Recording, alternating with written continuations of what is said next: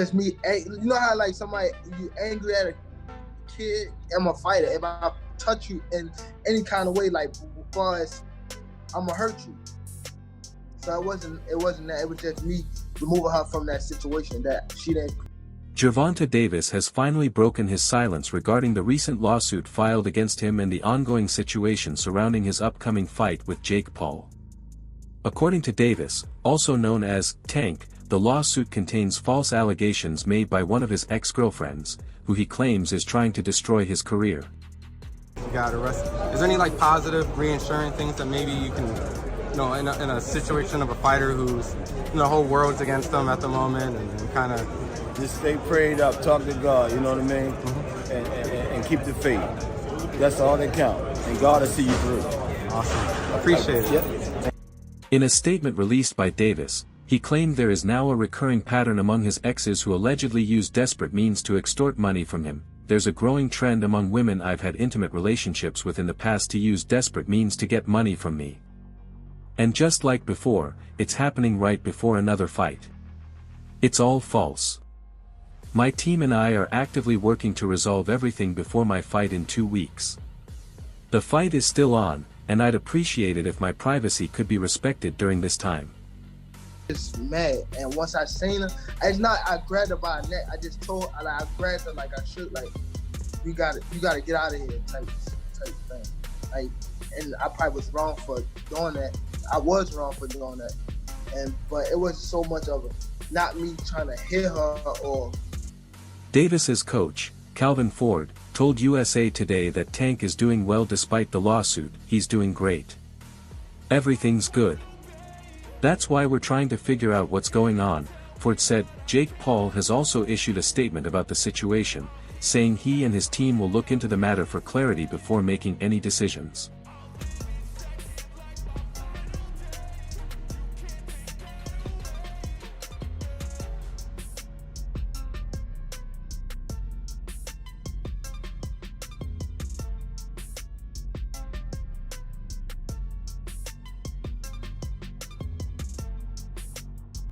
Most Valuable Promotions, MVP, released a statement addressing the lawsuit filed against Gervonta "Tank" Davis. Upon learning of the civil lawsuit filed against Gervonta Davis in Miami-Dade County on October 30, 2025, we immediately initiated an investigation. We are gathering information and reviewing all details to ensure any decision we make is carefully considered, that we unequivocally condemn any form of violence and are committed to handling this matter with diligence and respect for everyone involved.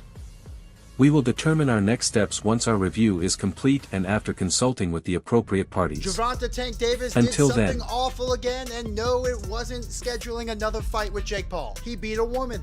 Again. And once again, I'm not talking about Jake Paul. If you know Tank Davis, you know he has a lot of run-ins with the law.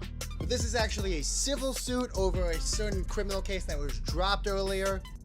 The lawsuit, filed on October 30th by Davis's former girlfriend, Courtney Roselle, accuses him of battery, aggravated battery, false imprisonment, kidnapping, and intentional infliction of emotional distress. According to court documents, Roselle worked as a VIP cocktail waitress at Tootsie's, a gentleman's club. On October 27th, Davis allegedly stormed into the club at around 4:15 a.m. and attacked her. She claims Davis choked, grabbed, and dragged her through the kitchen stairwell and out the back exit. Before beating her in the parking garage, Roselle stated that she had been privately dating Davis for 5 months and accused him of assaulting her on multiple occasions, even threatening to kill her twice. Movies and dressing up while watching scary movies. And lo and behold, breaking news. I just saw this here thanks to my agent Neville, who sent me this. Chris Mannix, love you boy. That was my brother. He posted that Jake Paul is looking for. The lawsuit alleges that on September 2nd, Davis threatened to kill Roselle for not responding to his calls and messages. Then, on September 23rd, he allegedly sent another threat, texting, "I'll kill you," before publicly assaulting her at a restaurant called Playa Miami. The suit also claims that Davis texted Roselle an hour after the October 27th incident, writing, "I'm on my way. Yo ya house." Roselle believes he intended to come to her home to harm her again. Roselle says she now suffers from severe PTSD and lives in constant fear for her life. She has reportedly sought medical treatment and therapy and claims to need daily assistance due to the trauma. While everyone is innocent until proven guilty, this looks really bad for him. While all the details aren't out, we know the details from the original case, which was basically a shut case with a lot of evidence that he did it. That, along with his prior incidents, innocent until proven guilty, but yeah. You know, if you do something... According to ESPN, neither Most Valuable Promotions nor Davis's camp has responded to inquiries about the status of the fight. It's been total radio silence from all parties, leaving fans in suspense as the boxing world waits to see how Davis's latest legal troubles unfold. But from my understanding, it's a civil suit. It probably could turn into worse. A woman who is a waitress at a club. So I don't know all the details. You guys can check the details, but. A report from Sports Illustrated's Chris Mannix revealed that Jake Paul's team is now actively searching for a replacement opponent for the November 14th fight card. Mannix posted the update on X, formerly Twitter, noting that legal issues with Davis have become a recurring problem. This development contrasts sharply with Davis's recent comments about focusing on his mental health. The case could have serious consequences for Davis, both inside and outside the ring, and may put the Paul vs. Tank event in serious jeopardy. Times people are going to believe you did it the 7th.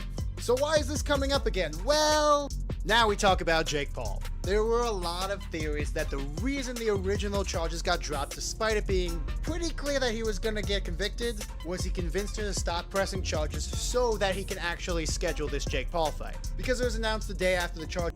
With Gervonta Davis's legal troubles threatening the highly anticipated exhibition match against Jake Paul, reports have surfaced that organizers are already looking for a new opponent. That it didn't take long for Ryan Garcia's name to rise to the top of the list of potential contenders. Garcia, who has had public exchanges with the Paul brothers and even called out Jake in the past, is considered a viable option. However, it's unclear if Garcia is genuinely interested. Even if he is, his promoter, Oscar de la Hoya, may be reluctant. The former world champion turned promoter previously collaborated with Paul's MVP in June but reportedly wants no part in a matchup involving Jake Paul. What's up, guys? Happy Saturday. So I wake up to calls from reporters asking me about Jake Paul and Ryan Garcia. Let me just tell you why this fight is not going to happen. Ryan Garcia fights for DAZN and Jake Paul fights on Netflix. I mean, that's pretty much the bottom line. Golden Boy has a contract with DAZN. Ryan Garcia has a contract with Golden Boy. And that's just the way it is. I mean, this is business. You know, Ryan Garcia... Ongoing broadcast partnerships could also complicate a Garcia-Paul matchup. De La Hoya addressed the rumors directly, saying, "I woke up to calls from reporters asking me about Jake Paul and Ryan Garcia," De La Hoya said in an interview with FightHub TV. Ryan Garcia fights for DAZN, and Jake Paul fights on Netflix. That's basically the bottom line. The comment came amid reports that Garcia is planning a comeback fight against welterweight champion Mario Barrios, making the potential Jake Paul bout even more unlikely. Garcia's probably going to rant saying, "Oh, you're keeping me from making money and this and that and fighting." No, you have to go by the law, by the rules. You have a contract with DAZN. You have a contract with Golden Boy. It just doesn't happen that way. So anyway, until next time, we'll see you Saturday for Virgil Ortiz. But again, Ryan Garcia's next fight will be announced by me, who he's fighting and when he's fighting next.